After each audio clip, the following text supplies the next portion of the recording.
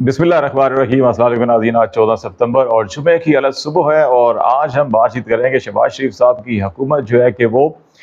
बड़ी मुश्किल में फंसी हुई दिखाई दे रही है। और ये ज़बान ज़द-ए-आम हुकूमती हलकों के अंदर भी ये एक मुहावरा है कि आगे कुआं पीछे खाई शहबाज हुकूमत की शामत आई। और ये पार्लियामेंट की राहदारियों के अंदर भी इस किस्म की गुफ्तगू इसलिए सुनाई दे रही है कि सुप्रीम जुडिशल कौंसिल का एक तरफ जो इजलास हुआ उसके अंदर भी वो इत्तफाक राय नहीं नज़र आया जो इससे पहले सुप्रीम कोर्ट ऑफ पाकिस्तान के जो आखिरी जुडिशल कमीशन ऑफ पाकिस्तान के इजलास के अंदर इत्तफाक राय नज़र आया था कि जब तक कि आईनी तरमीम जो है कि पार्लियामान में पेश की जा रही है। वज़ीर कानून साहब ने वहाँ पे मौक़िफ़ इख्तियार किया था और ये कहा था कि उस वक्त तक जो है कि सुप्रीम कोर्ट में रूल्स की तरमीम का मामला जो है कि वो मुअख्खर कर दिया जाए और फिर उस वक्त जो है कि मुत्तफ़िका तौर के ऊपर मुअख्खर कर दिया गया था। लेकिन आज वज़ीर कानून जुडिशल कमीशन ऑफ पाकिस्तान के इजलास में शरीक ही नहीं हुए और अटॉर्नी जनरल ने वज़ीर कानून के उस मौक़िफ़ से जो है कि आज इनहराफ करते हुए दिखाई दिए। और तीसरी तरफ जो है कि जस्टिस मुनीब अख्तर जो है कि वो भी बरहम दिखाई दिए और उन्होंने ये चीज़ नुक्ता उठाया कि अगर ये मामला आज से 4 माह पहले ये मौखर किया गया था इस बुनियाद के ऊपर कि वज़ीर कानून वफाक की नुमाइंदगी करते हैं, वफाकी हुकूमत की नुमाइंदगी करते हैं और उन्होंने ये कहा कि हुकूमत आईनी तरमीम लेकर आ रही है तो इसलिए इस मामले को फ़िलहाल मौखर किया जाए। तो अभी तक तो ना तो आईनी तरमीम आई और फिर अब दोबारा जो इजलास बुलाया गया इसके अंदर वही तरमीम वही रूल्स जो हैं उनमें तरमीम जो है पेश की जा रही हैं। तो इसमें एक बार वज़ीर कानून को बुला के, क्योंकि आज वो इजलास में शरीक भी नहीं हुए, वफाक के नुमाइंदे सिर्फ अटॉर्नी जनरल हैं और वो शरीक नहीं है, तो इसलिए उनको ज़रूर बुला के उनका मौक़िफ़ लिया जाए। लेकिन वज़ीर कानून जो है कि वो नहीं आए और फिर मुनीब अख्तर साहब जो हैं, जस्टिस मुनीब अख्तर साहब जो इस वक्त सीनियर मोस्ट जज जस्टिस मंसूर अली शाह साहब के बाद जो है कि फिर सीनियर प्यूने जज होंगे और मंसूर अली शाह साहब के बाद मुनीब अख्तर साहब जो है चीफ जस्टिस ऑफ पाकिस्तान के मनसब पर फायज होंगे। तो वो इस इजलास से वॉकआउट कर गया। अब एक तरफ ये मामला है,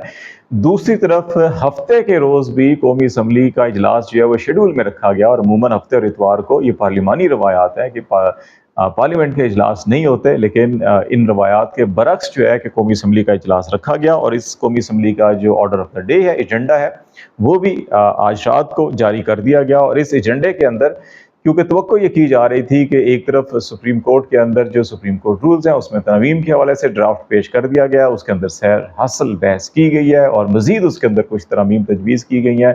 जो मज़ीद तरमीम जो है कि वो इसमें शामिल करके अब जो है 28 सितंबर को अगला इजलास इसका रखा गया ताकि इसकी हतमी मंजूरी हासिल की जा सके। और हतमी मंजूरी हासिल करने के बाद फिर जो है कि जजेस की तादाद में इजाफा और फिर जजेस की अपॉइंटमेंट इन रूल्स के मुताबिक होंगी। और इन रूल्स के मुताबिक जो है कि फिर अब पहले सिर्फ चीफ जस्टिस जो है मुतलका हाई कोर्ट के और चीफ जस्टिस ऑफ पाकिस्तान जो है वो नाम तजवीज़ किया करते थे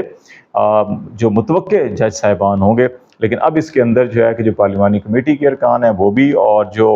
उसके अंदर फिर हुकूमती नुमाइंदे भी होते हैं, उसके अंदर जो है कि बार कौंसिल के नुमाइंदे भी होते हैं, तो वो भी अपने अपने नाम तजवीज़ कर सकेंगे। और कुछ और भी इसके अंदर तरामीम है, पैनल बना करेगा हाई कोर्ट के जजेस चीफ जस्टिस के लिए, हाई कोर्ट के चीफ जस्टिस के लिए, और फिर हाई कोर्ट से सुप्रीम कोर्ट में जजेस आएंगे तो उनके लिए भी पैनल होंगे 3-3 के और उसके अंदर से फिर इंतखाब किया जाएगा। तो ये एक तब्दीली की गई है, पहले सीनियर मोस्ट होते थे, अभी जो है कि चीफ जस्टिस ऑफ पाकिस्तान का क्या सीनियर मोस्ट का असूल बरकरार रखा जाएगा या उसमें भी पैनल बनाया जाएगा, ये आईनी तरमीम के जरिए होना है और वो अभी तक चीज़ें जो है सामने नहीं आ रही। तो क्योंकि कौमी असम्बली का इजलास जो है सैटरडे को रखा गया था और ये तवक्को की जा रही थी क्योंकि अभी वक्त कम है और मुकाबला बहुत सख्त है, तो इसलिए हुकूमत के पास हर गुजरता हुआ लम्हा जो है कि वो उनकी अपनी हुकूमत की जो लेजिटिमेसी है, जो उनकी एक पूरी की पूरी इमारत खड़ी है उसमें से एक ईंट गिरती जा रही है, तो इस इमारत को बचाने के लिए ये ज़रूरी है कि अदलिया के अंदर अपनी मर्ज़ी के जजेस की मतलूबा तादाद जो है वो हासिल की जाए। और इसके अलावा जो है कि किसी तौर के ऊपर भी चीफ जस्टिस ऑफ पाकिस्तान काजी फ़ाइज़ा साहब की मुद्दत मुलाजमत, तमाम चीफ जस्टिस की मुद्दत मुलाजमत में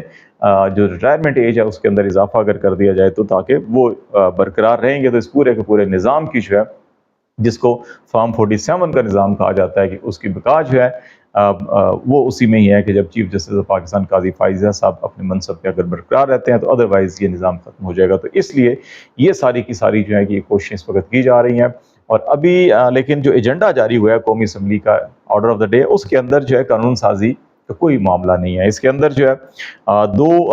معاملات ہیں، ایک وقفہ سوالات ہے، اس کے اندر جو سرکاری وزارتوں سے سوالات پوچھے جاتے ہیں مختلف ایشوز کے اوپر، نیشنل ایشوز کے اوپر، وزارتوں کی پرفارمنس کے اوپر، اور پھر دو جو ہیں کہ وہ توجہ دلاؤ نوٹس ہیں، اور یہ ایک جو ہے کہ آئی پی پیز کے حوالے سے ہے، جو پاکستان کے اندر آپ کو معلوم ہے آئی پی پیز کی اس وقت سب سے زیادہ ڈیبیٹ ہوتی ہے کہ بجلی کے نرخوں کی جب بھی بات ہوتی ہے تو اس میں آئی پی پیز کو کیپیسٹی پیمنٹ اور اربوں خربوں روپے کے اضافی چارجز جو دیے جاتے ہیں اس کے حوالے سے بہت سے سوالات اٹھائے جاتے ہیں۔ تو آئی پی پیز کی جو ادائیگی ہے اور ان کی جو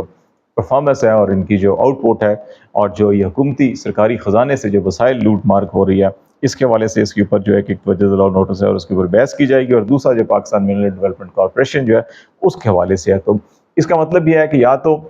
کل جو آج اجلاس ہوگا اس میں قانون سازی کے امور جو ہیں کہ نہیں ہے، یہ حفظ ما تقدم کے طور کے اوپر رکھا ہوا ہے کہ کسی بھی مناسب موقع کے اوپر جو ہے کہ اچانک رولز کو سسپینڈ کر کے اجازت دے دی جائے اسپیکر کی جانب سے کہ جناب آپ جو ہے کہ یہ ترامیم یا یہ پیکیج یا یہ جو ہے رولز آف بزنس کو آپ معطل کر کے جو ہے قانون سازی کر سکتے ہیں، تو وہ کیا جا سکتا ہے۔ تو ابھی بھی کچھ لوگوں کا خیال ہے کہ کیونکہ حکومت کے پاس مکتوبہ نمبر نہیں ہے اسی لیے وزیر قانون جو ہے کہ وہ جو جوڈیشل کمیشن آف پاکستان کی میٹنگ تھی وہاں پر بھی نہیں گئے، کہ وہاں پہ جاتے تو ان سے یہی سوالات جو منیب اختر صاحب نے آج سوالات اٹھائے اور ان کے اگر ان کو جواب نہیں ملے مناسب تو وہ پھر واک آؤٹ کر گئے اجلاس سے، اور یہی سوالات ان سے پوچھے جانے تھے اور ان کو پھر جواب دینا پڑنا تھا، کیونکہ یہ ایک لیگل فورم ہے، پاکستان کا سب سے بڑا جوڈیشری سے متعلق جو ہے فورم ہے، اور اس کے اندر جو ہے کہ اگر وزیر قانون کو یہ بتانا پڑتا کہ ابھی تک ترامیم کیوں نہیں آئی 4 مہینے گزرنے کے بعد، تو ڈیفینیٹلی ان کے پاس 2/3 میجارٹی حاصل نہیں ہے۔ دوسرا معاملہ کہ اگر وہ پیش کرنا چاہ رہے ہیں تو پھر یہ بھی سوال ہوتا ہے کہ آپ کے ذہن میں ہے کیا، خاکہ کیا ہے وہ بتا دیں تاکہ ہم اس اعتبار سے اپنے رولز کو یا سپریم کورٹ کے رولز جو ہیں ان کو یا مؤخر کر دیں یا ویٹ کر لیں یا ان کو اس طرح سے ترمیم کر لیں۔ وہ اگر اسکیچ بتایا جاتا تو اس سے بھی حکومت کا جو پلان ہے وہ اوپن ہوتا تھا، تو اس لیے دونوں صورتوں میں انہوں نے مناسب سمجھا کہ اجلاس میں شامل نہ ہوا جائے۔ دوسرا معاملہ اٹارنی جنرل صاحب کا، جو انہوں نے وہاں پہ میڈیا سے بات چیت کی اور کہا کہ یہ جوڈیشل کمیشن آف پاکستان کا یہ ڈومین ہی نہیں ہے، کہ اس کے اندر یہ بات ہونی ہی نہیں چاہیے کہ جی کانسٹیٹیوشنل پیکیج کون سا ہے، کیا ہے، آ رہا ہے نہیں آ رہا، یہ تو وفاقی حکومت کا اختیار ہے، وفاقی کابینہ جو ہے کہ اس کی اپروول دے گی، یا جو ہے کہ پارلیمان کا اختیار ہے کہ وہ آئین سازی قانون سازی کر سکتا ہے، تو یہ تو جوڈیشل کمیشن آف پاکستان کی ڈومین ہی نہیں ہے، تو اس لیے اس کے معاملے کے اندر نہیں بڑھ سکتا، اور وزیر قانون صاحب نے بھی جو بیان دیا تھا وہ درست نہیں تھا۔ تو یہ ابھی یہاں پر آپ کو اختلاف رائے جو ہے اٹارنی جنرل بھی فیڈریشن کے نمائندے ہیں، وفاقی وزیر جو ہے وزیر قانون جو ہے وہ بھی فیڈریشن کے نمائندے ہیں، اور دونوں کے موقف کے اندر آپ کو تضاد یہاں پہ نظر آ رہا ہے۔ تو اس کا مطلب ہے کہ حکومت کی اپنی لیگل ٹیم جو لیگل مشیر ہے وہ بھی ایک پیج کے اوپر نہیں ہے، اور ان کی متضاد آراء ہیں، جس کی وجہ سے یہ ساری کی ساری کھچڑی جو ہے یہ پکتی ہوئی دکھائی دے رہی ہے۔ تو ایک طرف یہ معاملات ہیں، یہاں سے نظر آ رہا ہے کہ حکومت اگر آئینی ترامیم پیش کرتی ہے اور منظور نہیں کر پاتی تو بھی ان کی شامت اور سختی ہے، اور اگر وہ پیش کر لیتے ہیں، اور جس طرح سے آج شام کو کچھ جو ہے کہ گزشتہ رات کو حکومتی حلقوں سے خبریں چلوائی جا رہی تھی کہ 4-5 جو ہے کہ پی ٹی آئی کے جو آزاد ممبران ہیں انہوں نے حمایت کی، جس میں سعد اللہ کا بلوچ کا نام لیا گیا، مبارک زیب کا لیا گیا، اسی طرح ریاض فتیانہ کا لیا گیا، اور جو سلطان بہو کے جھنگ سے جو منتخب نمائندے ہیں ان کے بھی نام لیے گئے، لیکن ان میں سے ابھی جو ہے کہ بعض حلقے جو ہے پی ٹی آئی کے اپنے حلقے بھی ہے، اور اس قسم کے بیان سامنے آئے ہیں کہ انہوں نے اس چیز کی تردید کی ہے، لیکن یہ کوششیں چل رہی ہیں، یہ حکومتی صفوں کے اندر بڑی شدید کوششیں چل رہی ہیں کہ نمبر کسی اعتبار سے، کیونکہ جے یو آئی جو ہے کہ وہ ابھی تک پبلک لیول کے اوپر بھی آ کے مولانا فضل الرحمان صاحب نے ایوان کے اندر کھڑے ہو کر اعلان کر دیا، تو ان کے تو ابھی 8 ووٹ نیشنل اسمبلی میں اور 5 جو ہے سینٹ کے اندر ملتے ہوئے نہیں دکھائی دے رہے، اس اعتبار سے تو 2/3 نہیں بنتی۔ اب ان کو جو ہے کہ وہ ہر حال کے اندر پاکستان تحریک انصاف کے 41 ارکان کے اوپر انحصار کرنا پڑے گا، جن میں سے ان کو توڑنا ہوگا، تو اس لیے وہ کوششیں بھی اپنی طرف چل رہی ہیں۔ اگر اس میں بھی کامیابی نہیں ہوتی تو پھر ہر طرف جو ہے کہ سبکی ہی سبکی ہے، اور پھر مہینہ صرف جو ہے کہ وہ 1 مہینہ اور جو ہے کہ 2 ہفتے، آپ 1.5 مہینہ کہہ لیں وہ رہ گیا۔ اب 1.5 مہینہ بھی بلکہ نہیں ہے، کہ آج جو ہے کہ اگر 14 ستمبر ہو رہی ہے تو یہ 1 مہینہ اور 10 دن جو ہے کہ 11 دن باقی رہ گئے ہیں، اسی کے اندر سب کچھ کرنا ہوگا۔ 11 دن آخری بھی آپ نکال دیں، کیونکہ ان آخری 11 دنوں کے اندر جو ہے کہ اور بہت سے معاملات ایسے ہو چکے ہوں گے، تو اس لیے جو ہے کہ آپ کو ہر طرف ہی بڑی ہلچل سی مچتی ہوئی دکھائی دے رہی ہے۔ اور دوسری طرف جو ہے کہ پارلیمان کے اندر اسپیکر یاز صادق صاحب جو ہے کہ کافی مائل و کرم نظر آتے ہیں پاکستان تحریک انصاف کی طرف، ان کے ارکان پارلیمان کو جو گرفتار کیا گیا ابھی ان کے اسلام آباد ہائی کورٹ کے اندر جو کارروائی ہوئی، اس کے اندر جو ان کے جو جسمانی ریمانڈ دیا گیا تھا پولیس میں، وہ سارا کا سارا معطل کر دیا گیا ہائی کورٹ کی جانب سے، ان کو جوڈیشل کیا گیا، تو اب ان کو اڈیالہ جیل بھیجنے کی بجائے پارلیمنٹ لاجز کو جو ہے سب جیل قرار دیا گیا تاکہ ان کو وہیں رکھا جا سکے اور وہ اس سیشن کے اندر شریک ہو سکیں۔ اور پھر خصوصی کمیٹی نے بھی ان کیمرہ میٹنگ کی ہے اور اس نے بھی جو ہے کہ اس سلسلے میں جو تمام شواہد ہیں، ثبوت ہیں، وہ اکٹھے کیے جا رہے ہیں۔ خواجہ آصف صاحب اس کمیٹی میں پیش نہیں ہو رہے اور وہ کہہ رہے ہیں کہ رانا تنویر صاحب ان کی جگہ پیش ہوئے، وزارت دفاع کی نمائندگی کرتے ہیں، وزیر دفاع ہے، اور وہ اگر پیش نہیں ہو رہے اور وہ ڈیفینڈ کر رہے ہیں سارے ایکشن کو انڈائریکٹلی، اس کا مطلب ہے کہ اس دال کے اندر کچھ نہ کچھ جو کالا ہے وہ خواجہ صاحب کے ساتھ کہیں نہ کہیں جڑتا ہوا دکھائی دے رہا ہے۔ اور تیسری طرف ایک اور جو